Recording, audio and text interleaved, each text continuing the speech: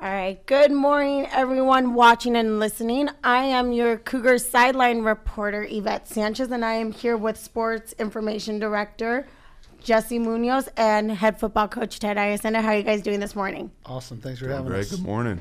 So obviously we're here to talk football. Specifically, let's talk about last week's game. All right. Well, obviously we had the win against Grossmont College last Saturday night. It was definitely a win we needed coming off the season, opening up with a loss to Saddleback. So we got back on the right track Saturday night. We played very well. We corrected a lot of mistakes, and, it was a nice game. I spoke to some of the players afterwards, and they were saying that the attitude was completely different. So what did you see that changed throughout the week that resulted in such a successful game? Well, I think if you go back to 2018 and the amount of success we had and, the returners we had coming back from that team, there's, probably a little bit of false sense of security that we're going to come right out and have the exact same amount of success without preparing as well as we should have. So we fell into that trap a little bit, not to make excuses for week one, but that was a real eye-opener for us. And last week we got back to basics. We had a hard week of coaching, a hard week of practicing. We got tougher.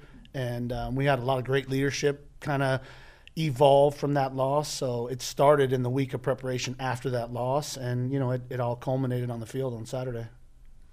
Coach, you talked about the week of practice leading up to it. A lot of positives on both sides of the ball. What stood out to you the most? Defensively, our toughness, our tackling, that stood out the most. I mean, we gave up some yards, there's no question, but what we always love to see is getting tough in the red zone, and we made them earn their points. I mean, they got one cheap touchdown, but twice in the red zone they had the ball inside our 20, and we held them to field goals. I mean, that's huge for us. How about the secondary, the play of the secondary, the two big-time interceptions? Yeah, I mean, we were athletic back there. We're young back there at the corner spot, so we knew going into the season that, we were going to want to see those corners and see them, how they progress week in and week out. And, we didn't play the game we wanted to week one, but we saw a lot of nice things on Saturday. Going back to the defense in the red zone, you guys, I did notice that compared to last week, you guys had, it was very easy for your opponent to get through. But this week, I mean, those boys were holding the line and they were doing a great job. What was their mentality? So I think when you watch the film from our prior Saturday against Saddleback, you're right. The ease at which they scored was, unacceptable. And they took the challenge, and our motto is, we're going to bend and not break, and we're going to make teams earn it. We're not going to give up cheap, long touchdowns with missed tackles. And it was really uncharacteristic of us that first Saturday against Saddleback. But, they knew that this was a big test for us, and we got a big wake-up call, and they handled it well. And then, did you want to say something? I was just to say, Coach, on the other side of the ball, I mean, I heard you talk about the run game, wanting to instill that a little bit better, get that going. Did you feel you guys accomplished that? Yeah, absolutely. I mean, I know we don't have any superstar stat lines, but that's never been our motto here. We were excited because we had 8 receivers catch a pass. We had 5 running backs carry the football. We ran the ball for about 175 yards. Threw for about 320. I think we had almost 500 yards total offense, and we spread it around nicely, which is what we always want to do. We want to have that nice even balance. So, no, I was very pleased offensively. And I know you spoke about superstar stats and, looking at, stats like where you guys are ranked and all that. How much of a factor does that go into when you talk to your team, when you're coaching? How much of an impact is it like, we're ranked 14, we're ranked this? Is it that important? I mean, sure. I mean, to be 100% honest with you, I don't even know where we're ranked.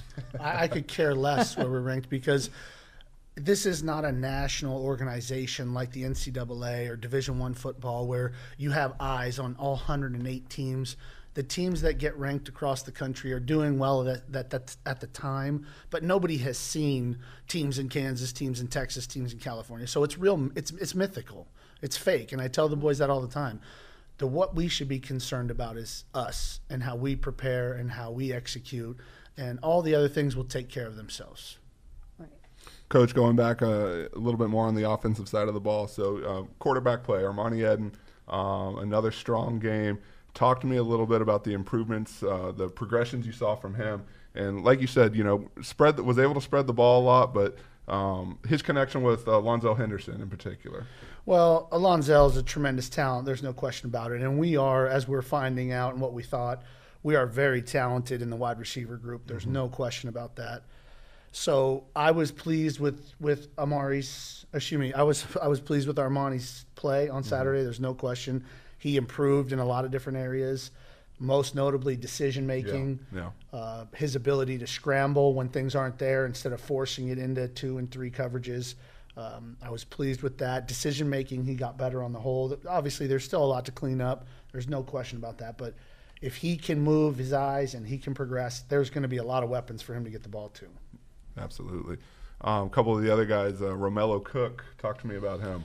So he's a superstar. There's no question. I mean, he's extremely talented, and he's another young man that's brand new to the program. He's learning and getting better every week, and we're going to expand his role. And I think the sky's the limit for him as long as he can continue to learn and execute. And I know we spoke about this before, how you said it wasn't ideal that you alternate your quarterbacks. You didn't do that this time around. Why didn't you decide to alternate until towards the end of the game? Well, Cole had a rough night against Saddleback, and obviously so did Armani. And he came out of that game a little hobbled. He tweaked his ankle a little bit, so it was very precautionary. We wanted to hold him out and make sure he got everything healthy. He's going to be back this week, so there's no issue there. And we're going to continue to rotate because I believe in Cole, I believe in Armani, and our third guy is Mike too, and he does some very nice things as well. So we're going to continue to play the quarterbacks that help us win the games, and if it happens to be 1, it'll be 1. If it happens to be 2 or 3, it'll be 2 or 3. And your receivers, how are they with that, with the rotating of the quarterbacks? Because I know obviously he has a relationship with, you guys call him Juan? Zelly. Yeah. They had a good relationship, but Wilson, he also threw a 49-yard pass. The first was a touchdown. Yeah. So they all have a great relationship where they connect with each other. I don't believe in that rhythm stuff, and I'm not a big believer in, this guy feels better with that guy. And no, we play football, and whoever gets the call, it's his turn to execute, it's his turn to progress. Those receivers need to be prepared and go catch the ball. Right. And they are. Coach, we talk about there being 3 phases of the game. Of course, the one that often gets overlooked is special teams, but we had some major contributions on Saturday. Talk to me a little bit about that. Yeah, no, that's a huge, huge part of this program. There's no question about it. I mean, we emphasize that tremendously. I want to say a third of our practice is dedicated to that aspect every day. We have, first and foremost, probably the best kicker in college football at this level. There's no question about it. Tanner Brown has a huge leg. He's accurate. He's great on kickoffs. He punts. He is going to be a big-time prospect, and several schools are already talking to me about him. So it starts there. Yeah. But our effort on special teams is tremendous. We've got a lot of great kids that are invested in it because they know the coaching staff is invested in it. It's not just an afterthought. Yeah. So we've had a lot of great performances there, and we are explosive. So our return game, it really took off on Saturday night. And I would envision that a lot of teams from here on out are probably going to be looking to not kick deep to our guys. Starting from first whistle, DeMaje Williams takes that one back. Talk about the spark that gives your sideline kind of heading in the rest of the way. There's no greater momentum swing than a giant return. I mean, there's no in terms of the game, there's no greater position change, field change than long kickoff returns. So you have that type of threat. Anytime you touch football, it could be a touchdown. I mean, first of all, it makes the other team do a lot of different things that they don't want to do. But yes, in terms of momentum, oh goodness, it just elevates you instantly. And what was something I noticed, which is it's actually a compliment to your coaching, is that these boys did not get cocky. They just saw it as momentum and to keep going, and because you guys took off early in the first half. I mean, you guys led the first quarter 14-0 straight out the gate. Yeah, that's an aspect that gets overlooked a lot, but we're big on character. We're big on how we act on the sideline, how we act during the game. I'm a big believer in discipline and playing the game the right way. And, we're not, as a coaching staff, going to accept silly personal fouls or taunting or flexing or silly things like that. That's just not who we are and how my team is going to represent themselves. So our boys do a great job of that, and if they don't, they hear it. Which I'm pretty sure that's another incentive not to do it. Coach, a couple more about the positives. We've talked about some of the guys that really jumped out at you on the stat sheet. But as we all know, there's guys that show up on tape that maybe didn't get their name in the stat sheet, but played a tremendous game. Talk to me about some of those guys that maybe jumped out at you. Well, obviously offensively we had a breakout game, and it all starts up front. Yeah. I mean, the three guys up there that played tremendous starts with Jordan Palmer, our center. I mean, he was phenomenal. A 2-year starter, returner, all conference. Killian Zier, he's tremendous on the edge. And then, kind of an unknown young man who's actually a captain, our first transfer captain that we've ever had here, Azad Markosian. I mean, he is just nails inside, and that really is the anchor of our offense, and they played their tails off on Saturday night. After a tough test against Saddleback, they handled Grossmont pretty well all night long, so it was nice. I was going to say, I chatted with our offensive line coach, Mark Dumla, after the game. He made the comment that, didn't allow a sack in that game. And that I made the comment, too, the transition from pass blocking to run blocking was almost seamless. I mean, Eden had all sorts of time back there. You guys got the run game going. So I think those three guys, like you said, really a big key. But what does that do for the confidence of your quarterback? Well, it's comfortability. When we call certain plays and he knows, okay, well, this is going to take a little time to develop, he's comfortable in taking his drop and going through his progression, as opposed to, you saw the inverse of that on Saturday against Saddleback. His eyes were at the rush a little bit because he knew those guys were coming, and, it can affect you. So, no, it was beautiful. It was beautiful on Saturday night. And obviously, you can't have the statistical outbreak that Zelly has or Caden Dunn has or Armani has without those guys up front. I mean, they were tremendous. Starts in the trenches. You had an anchor offensively. Who do you think stood out to you defensively was your guys' anchor? So, we went back and watched film. We've watched it probably 3 or 4 times since Saturday, and, we've gotten consistently up front tremendous play from a young man named Ben Seymour. Yeah. He is all over the field. Yeah. There's no question. And his counterpart up there, Jack Schultz, was also tremendous. And we had a nice little breakout party for a guy named Taylor Lewis as well. So we saw some things from him on Saturday night that were very exciting that we think we can build on. In the linebacking core, that's really the strength of our defense. I mean, we have depth there. We have tremendous talent there. And we had Caleb Johns was phenomenal all night long. Charles Ike was a leader in the middle. Tyler Richardson, a young guy named Jonathan Thomas, who's tremendous, and another guy who's brand new, Julian Salazar. All 5 of them were lights out. I mean, physical, great in pass coverage. It was nice. And then Jacques Vuko in the secondary. Yeah, right before this, I even asked you about Salazar. I was like, wait a minute, that was number 44, right? Because I remember he had that sack. So I was like, no, he stood out. Yeah. And he came to us. He sat out last year, came to us in the spring. And again, as a young, player, we're like, okay, we think he could be good. And he's been the biggest surprise for us in terms of just fall camp and his play up the first 2 weeks. Yeah. We have been very pleased with him. Right. Now, you spoke about a lot of positives in the game because obviously it was obviously a great positive outcome. What were some negatives that you saw? Well, we had a lull in the second quarter where we didn't execute. We didn't get touchdowns. We got a couple field goals. But I was most displeased with our performance in third quarter where we had a couple personal fouls that extended their drives, self-imposed mistakes, shooting ourselves in the foot that good teams, great teams can't do, especially when they're playing better teams, which we're going to face down the line.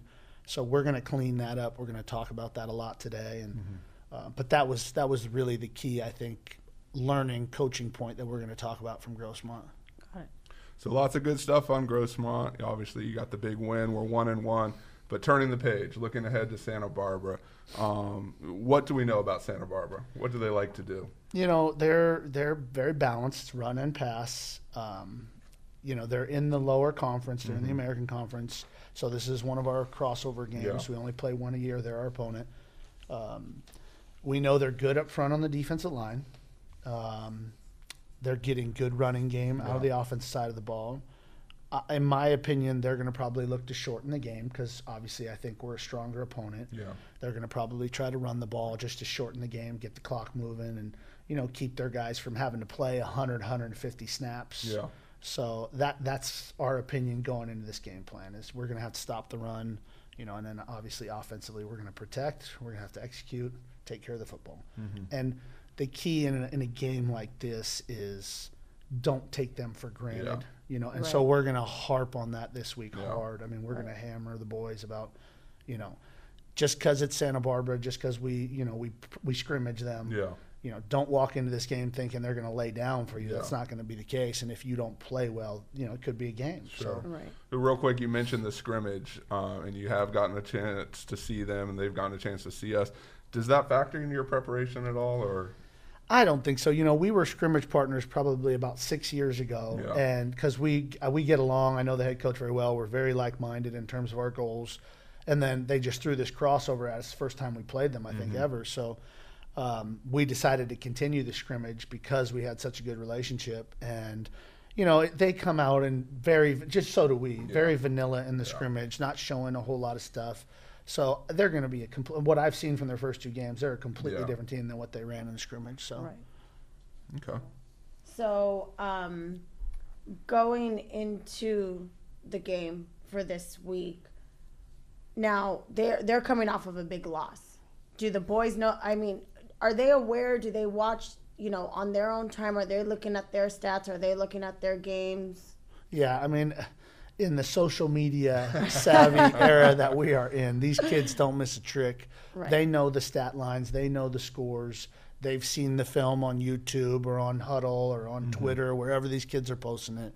No, they're very aware. They're very aware. Right. So they're watching. And we share the film with them as well through our Huddle. Yeah. So, they'll have the opportunity after we break down and get rid of Grossmont today. Today will be our last day talking about Grossmont. They'll get the Santa Barbara film this afternoon. Okay. And as far as, you talked about the mindset that you want to go into, getting the guys prepared. If you had to put it down, what's going to be the key to victory? Execute on offense, take care of the football, and we will be good. On defense, we've got to continue to be strong tacklers. We've got to get better in the secondary. Our young corners got to continue to grow, and we've got to take this past week's physicality and toughness and carry it over into this game. So I think we can do those things. It'll be a fun Saturday night. And shifting gears a little bit, we're going to talk about Marquis Brown.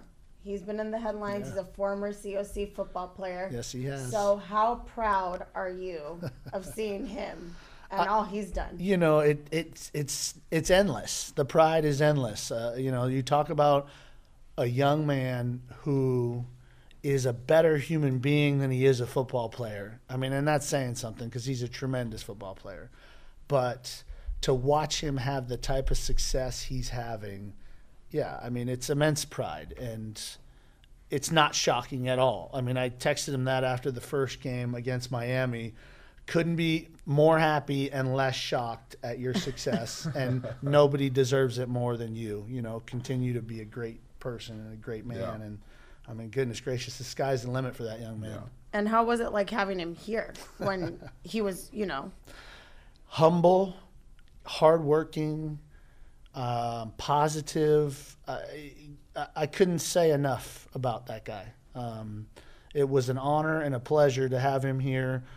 And everything you want to believe about superstars and how they're cocky and they're divas and they're jerks and they treat people poorly, the exact opposite in that young man. So it was truly remarkable. And Coach, obviously, he was here for that year, which was spectacular and explosive. He was around the year before, in spring practice. You were with him on draft night. Yep. So obviously Marquis very well. If you had to pinpoint a favorite Marquis story or a favorite memory about Marquis during his time here, I've got a couple in mind, but I'm curious to hear your thoughts on that. Oh goodness, there's a few. There's no doubt. Well, I remember we were very average that year. I remember 2016. We were very talented, but we just didn't achieve well as a team. And I remember we were down in the dumps a little bit. We had like a 4-game skid, and we're playing Moore Park. And Marquis was always very positive, and we had struggles at quarterback. It didn't faze him. He never complained. He never whined. But we knew he was frustrated. But he was so tremendous. I mean, every week, just positive, let's go, being a leader. And we're playing Moore Park, and we're like, all right, we're going to get a win this week. Like, we got to prepare, but we need a win this week. And I remember the Tuesday practice, he got hurt, like rolled his ankle bad. And I was like, uh-oh. we can't have Marquis not play in this game. Like, we need him. We need to get back on the winning track, and we need this young man. And so, like, the whole week we were like, you know, he was with Sarah, our trainer, and is he going to be all right? And, of course, you know, you talk about a kid who's probably 5'10", 165 pounds, but the heart of an absolute lion, tough as nails, played in the game on Saturday, went completely off. Basically, I mean, the first play went 90 yards on a pass. Oh my God. Sounds like I mean, but that whole week, my heart was in my throat, like, oh my God, we got to get a win. We need Marquis. And of course, he played, and he was tremendous. I thought about that story a lot. And then, you know, there was another one just to speak to his humility and his coachability. So I forget what he did. He did something that him and another guy were screwing around like kids do at practice. And I was like, that's it. After practice, you guys are rolling. You know, and I do that all the time. Like, all right, you guys are in trouble. I've reached my limit. You guys are going to do it with me after practice. But typically towards the end of practice, I always forget. And the kids know. I'm like, there's a million things going on. And all right, I bring them up. And all right, have a good night. I'll see you guys. Get your homework done. Go to the TLC. Yeah. All right, we'll see you tomorrow. And I remembered, but they were so fast. They had already run up the stairs, right? And I was like, oh, those two guys. And I texted them from the field. I go, if you two aren't down here in 5 minutes to roll, right, you're not playing on Saturday. All of a sudden, you see two of the fastest kids running back down the stairs to roll. Oh, my gosh. Yeah, no, it was hilarious. But, you know, he was such a good-natured kid. And, you know, it was something light. Like, they were just joking around at practice, and I wanted everyone to pay attention or something. Right. And, you know, they could have easily been like, nah, we're going home. Like, nope, came right back down and took their punishment like men. And, you know, I mean, it's just... Right. Again, just a great human being, a great person. Obviously, we know now, a tremendous football talent. Yeah, well, he's well on his way. First 2 games, amazing stats. I know, he's going to be. Right, yeah, I hope everyone played him on fantasy this week. I know, right? We talked about that in the booth on Saturday, that, you know, even for the casual fan, he is known in the fantasy world now, and certainly proud of him. Can't wait to see what he does next type of deal. Well, it's hilarious, too, because my phone blows up more now about him. Oh, good. I get texts from everybody. See what Marquis did. See what Marquis did. Before I can even see it, because, you know, Sundays we're watching film of Santa Barbara, of Grossmont. So I'll just get like an update or something on my phone or a text message, and then all of a sudden we'll have to go like look and see what he did. And like last Sunday, my phone was like every 10 seconds I was getting a text message. First 2 catches. First 2 catches, 2 touchdowns. And who does that? The legend was born. Yeah, who does that? So wait a minute. Saying that, do you play fantasy? I am not a fantasy nerd. Oh, okay. See, I was gonna say, did you draft him and put him on your league, on your team, or anything? Fantasy players out there. You've got 2 right here. I know. I won't say fantasy nerd. I'll say College of the Canyons fantasy champion. That's it. So no, but I get what you mean. Coach, one more, you know, thought about Marquis. Obviously, the attention that he has brought to this program, and we talked a little bit about some of the players that he, you know, that discovered College of the Canyons because of him. So maybe a closing thought, you know, his impact on the program from the time he was here and then moving forward. Goodness gracious. I mean, it's infinite. You know, the amount of publicity that we have gotten, notoriety, you know, coaches, players contacting us, reaching out to us because they saw Marquis or they heard Marquis and, you know, went to College of the Canyons. I mean, it's almost too much. You know what I mean? If there's such a thing. Like, I get 50 tweets a day or DMs a day from young men wanting to be a part of this school and be a part of this program because they know Marquis Hollywood Brown or they think they're the next Hollywood Brown. And it's there's no doubt the impact that he's had in bringing this program to the national market is, you know, it's unbelievable. That's awesome. Yeah. That's awesome.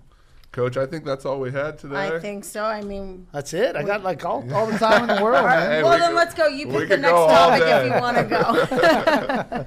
I love it. Well, thank you guys for having me. This was a lot of fun. No, awesome. Thank you. And we'll look forward to this in future weeks too, I think. So Our first one is in the books. First one is in the books. I think it went pretty well. Very cool. So very cool. Good stuff, and we'll have more next week, and hopefully another Marquis update, and some of our other alumni I think we'll want to talk to in future weeks or talk about.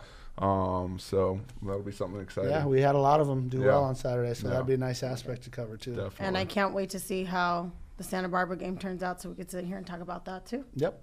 Let's Saturday at 6 p.m. at Santa Barbara City College. All right. Thanks, guys. Thank you. Thanks, Coach.